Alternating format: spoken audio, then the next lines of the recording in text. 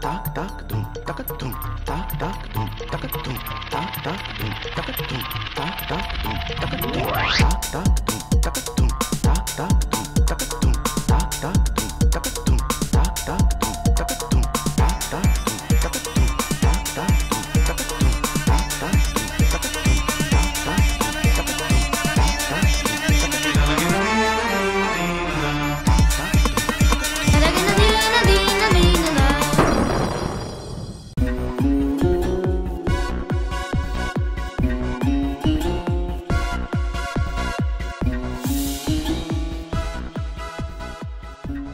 नमस्ते, मेरा नाम है विक्रांत कुलकर्णी।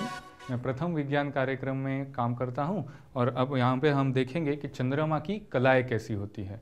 मेरे साथ मेरे दो छोटे दोस्त आए हुए हैं। आपका नाम क्या है? मेरा नाम अबू सोहेल खान अब्दुल वहाब है। मेरी स्कूल का नाम भारत नगर उर्दू हाई स्कूल है। मेरा नाम अबूजर खान अब्दुल वहाब है। मेरी स्कूल का नाम भारत नगर उर्दू हाई स्कूल है। तो अबू, तुम मुझे बताओ, चंद्रमा क्या है? चांद है। चांद है। चंद्रमा जो है वो अपनी धरती का एक प्राकृतिक उपग्रह है जो अपने धरती की चारों ओर चक्कर लगाता है।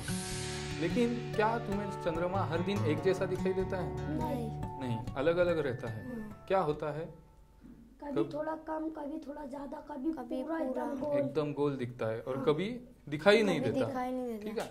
ये जो है, जो चंद्रमा कभी कभी बड़ा बड़ा होते जाता है, कभी कभी छोटा छोटा होते जाता है, उसे हम चंद्रमा की कलाएं कहते हैं। तो अब हम देखेंगे कि चंद्रमा की कलाएं क्यों होती है। तो इस मॉडल से हम इस बात को जानेंगे। ठीक है। तो अब आपको ऐसे सोचना है कि ये हमारी धरती है और यहाँ पे धरती पर आप खड़े हो। ये सूरज है, आपको पता है सूरज से रोशनी मिलती है, तो यहाँ से रोशनी आ रही है और ये है अपने धरती का चंद्रमा। ठीक है। ये जो चंद्रमा है वो अपने धरती के चारों ओर इस तरह से चक्कर लगाता है। ठीक है। और उसी समय वो खुद के धुरी पर भी घूमता है। आसमान में चमकता हुआ चांद तो आप सबने देखा है। ठीक है।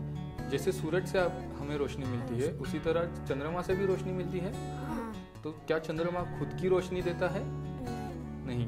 तो क्या होता है, जो सूरज की रोशनी चंद्रमा पर गिरती है वही रोशनी से चंद्रमा चमक उठता है और हमें ऐसा लगता है कि चंद्रमा से हमें रोशनी मिल रही है।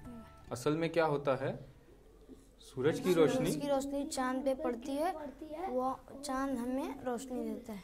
बराबर। धरती से जब हम देखेंगे तो हमें पूरा चंद्रमा नजर आएगा इस तरह से। ठीक है। जैसे जैसे चंद्रमा पृथ्वी के ओर घूमते चले जाएगा, सूरज की रोशनी चंद्रमा पर गिर रही है। चंद्रमा का आधा हिस्सा उजाले में है और आधा अंधेरे में। तो जब आप धरती से देखोगे यहाँ पर तो आपको लगेगा कि सिर्फ आधा चंद्रमा चमक रहा है। जैसे जैसे चंद्रमा आगे चला जाता जाएगा तो धरती से आपको लगेगा कि चंद्रमा छोटा होता जा रहा है। जब चंद्रमा सूरज और धरती इनके बिल्कुल बीचों बीच आ जाएगा, तब चंद्रमा की जो चमकीली बाजू है वो सूरज की तरफ होती है और जो काला हिस्सा है वो धरती की तरफ होता है। ये जो दिन होता है उसे हम कहते हैं अमावस्या। और आगे चला जाएगा तो चंद्रमा और बढ़ता जाता है और यहाँ पे पूरा दिखता है। इस दिन को क्या कहते हैं? पूर्णिमा। ये पूरा चक्कर लगाने के लिए चंद्रमा को 1 महीना लग जाता है, 30 दिन। और यहाँ से यहाँ तक 15 दिन, जिसे हम पखवाड़ा कहते हैं। ठीक है। तो एक पखवाड़े में एक पूर्णिमा रहती है और एक अमावस्या रहती है। अब मुझे बताओ, चंद्रमा धरती के कैसे चक्कर लगाता है? इस तरह गोल गोल घूम के धरती माँ के चक्कर लगाता है हमारे। वेरी।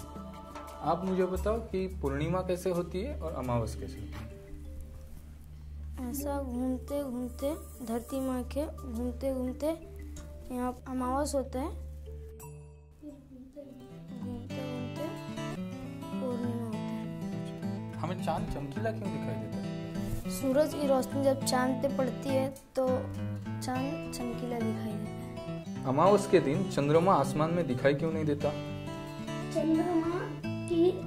चंद्रमा सूरज की रोशनी बस इसके आधे हिस्से में पड़ती है और काला हिस्सा जमीन के ऊपर दिखता है, इसलिए हमको ना चांद अमावस की रात को दिन नहीं दिखता है। बहुत अच्छा।